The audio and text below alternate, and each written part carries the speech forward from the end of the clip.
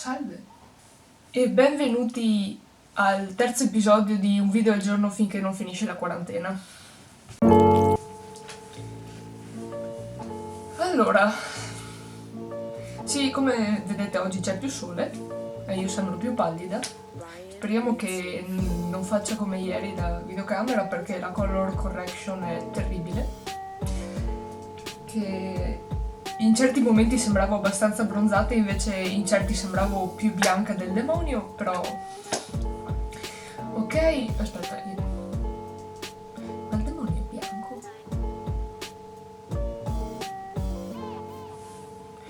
Caspita. Chiediamo per delucidazioni. Oi, ascolta, ma secondo te il demonio è bianco?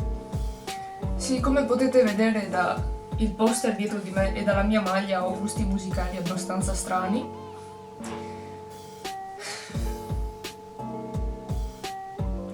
E... vedete questo?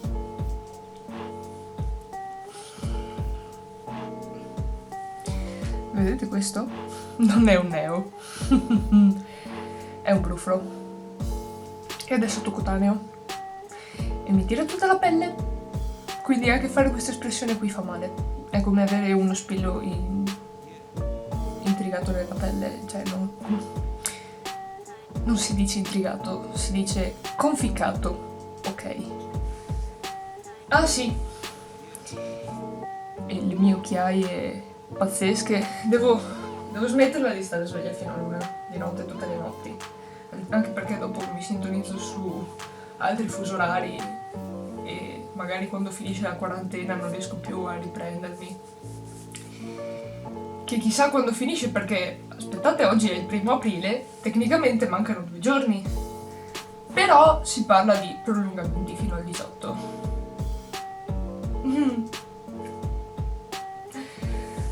Oh, ma guarda le rondini che girano. E ci sono anche 2 o 3 camion che passano. Però ci sono le rondini. Non ho neanche fatto in tempo a prendere delle piantine da accudire durante la quarantena. Questa è una cosa bruttissima. Infatti sto malissimo perché non sto facendo giardinaggio. Che avevo pensato, ah sì, ma c'è la fiera dei fiori a fine aprile, vado a prendermi qualcosa. No! No! C'è la quarantena da fare! Non si può! E io quindi morirò lentamente perché non mi sto prendendo cura di nessuna pianta. Che poi, tra l'altro, io pensavo di fare il telelavoro, perché dovete sapere che io lavoro. Pensavo di fare il telelavoro. E invece no. Ah, così magari passavo di più le giornate, però no, invece sono qui a dare fastidio a voi facendo un video al giorno finché non finisce la quarantena.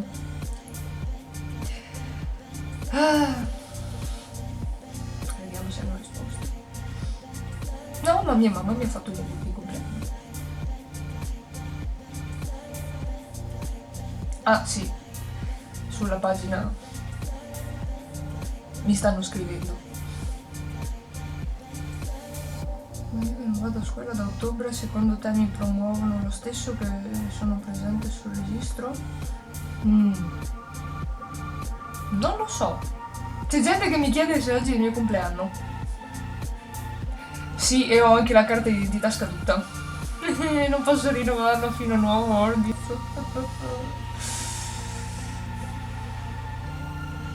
Gente che è ultra sorpresa che oggi sia il mio compleanno nonostante mi conosca da anni. Molto bene. Oh, la dedica di compleanno più bella del mondo, però diciamo che non voglio che mi chiedano il canale immediatamente. C'è il vicino con la stufa accesa. Cioè... sono quelli che corto io in casa e non ho neanche i termi accesi. Sì, non è una casa di ultima generazione col cappotto fuori e riscaldamento a pavimento con tutte le nuove tecnologie del mondo, eh. Però c'è caldo. E i vicini con la stufa accesa. Ah.